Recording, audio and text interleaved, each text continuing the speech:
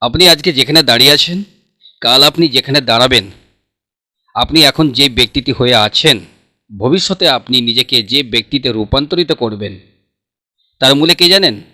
তার মূলে হচ্ছেন আপনি।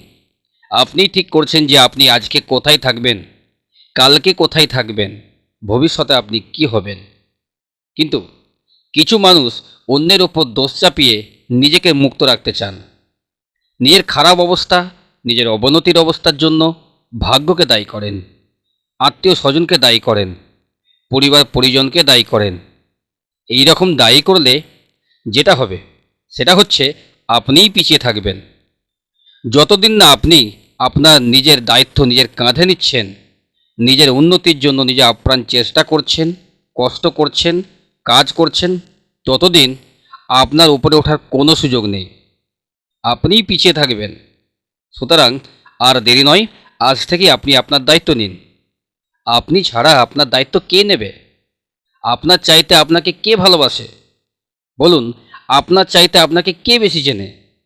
সুতরাং আপনি আগে আপনার হন, তাহলে অন্যেরাও আপনার হবে। যদি ভিডিওটি আপনার ভালো লাগে, লাইক ও সাবস্ক্রাইব করতে ভুলবেন না।